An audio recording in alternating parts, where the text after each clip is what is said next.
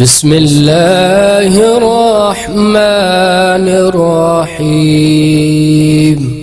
الرحمن علم القرآن خلق الإنسان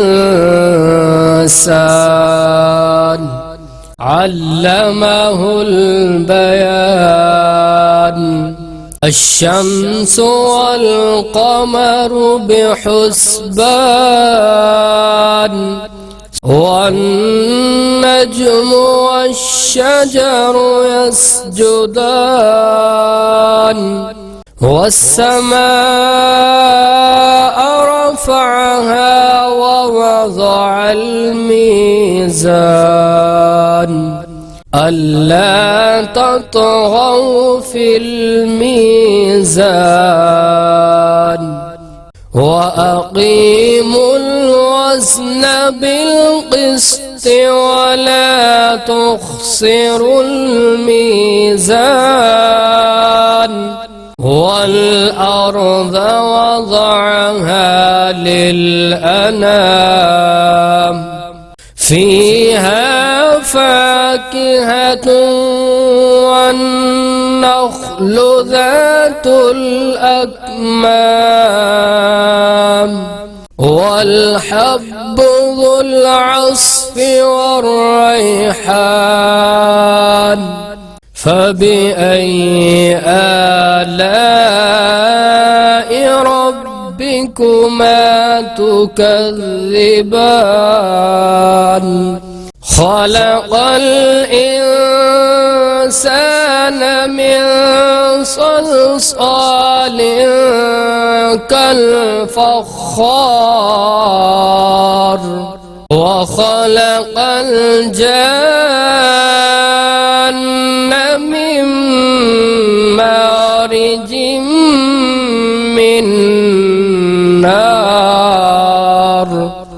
فبأي آلاء ربكما تكذبان؟ رب المشرقين ورب المغربين.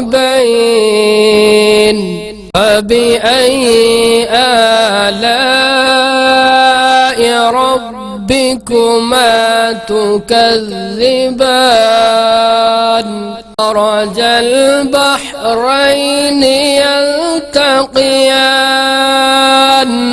بينهما برزخ لا يبغيان. فبأي آلاء ربكما تكذبان؟ يخرج منهما اللؤلؤ والمرجان.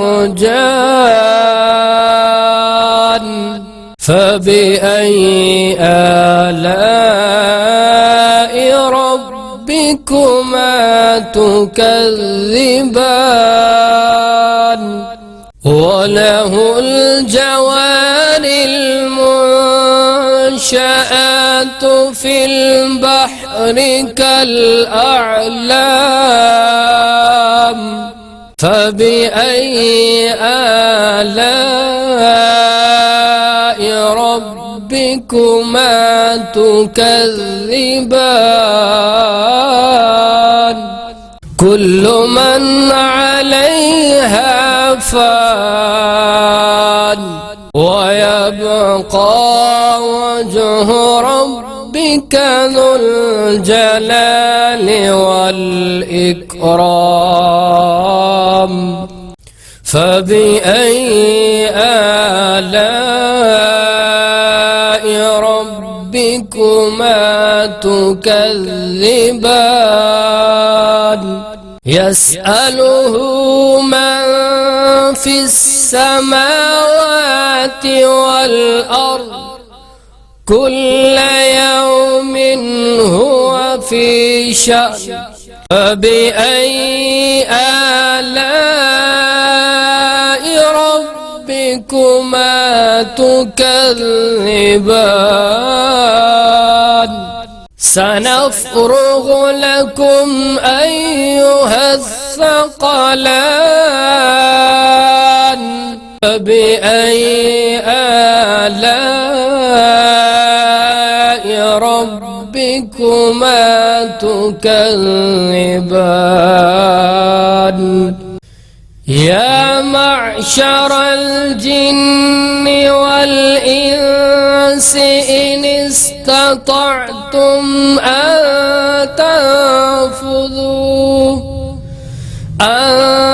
تنفذوا من أقطار السماوات والأرض فانفذوا لا تنفذون إلا بسلطان فبأي آلاء ربكما تكذبان يرسل عليكما شواظ من نار ونحاس فلا تنتصران فبأي آلاء ربكما تكذبان فإذا انشقت السماء فكانت وردة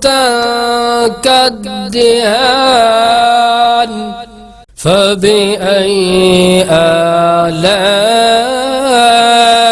ربكما تكذبان فيومئذ لا يسأل عن ذنبه إنس ولا جان فبأي آلاء ربكما تكذبان يعرف المجرمون بسيماهم فيؤخذ بالنواصي والأقدام فبأي آلاء ربكما تكذبان هذه جهنم التي يكذب بها المجرمون يطوفون بينها وبين حميم آن فبأي آلاء ربكما تكذبان ولمن خاف مقام ربه جنتان فبأي آلاء ربكما تكذبان ذواتا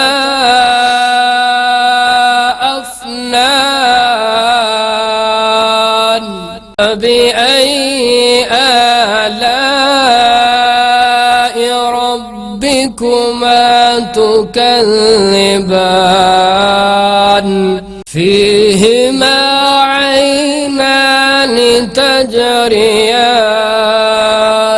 فبأي آلاء ربكما تكذبان فيهما من كل فاكهة زوجان فبأي آلاء ربكما تكذبان متكئين على فرش بطائنها من استبرق وجنى الجنتين دان فبأي آلاء ربكما تكذبان فيهن قاصرات الطرف لم يطمثهن إنس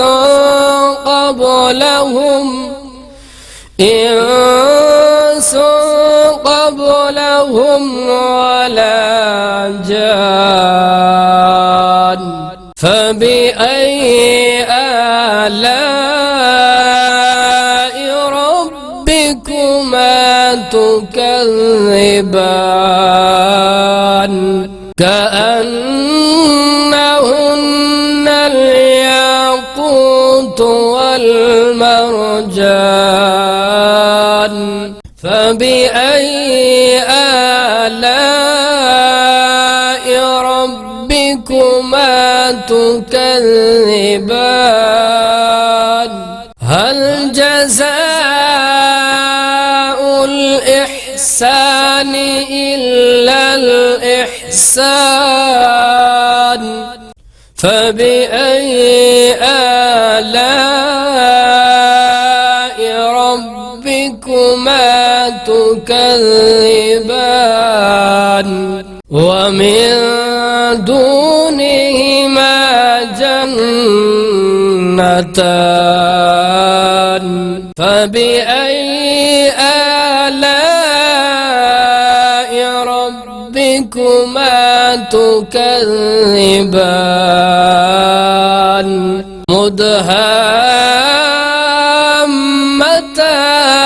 مدهامتان فبأي آلاء ربكما تكذبان فيهما عينان نضاختان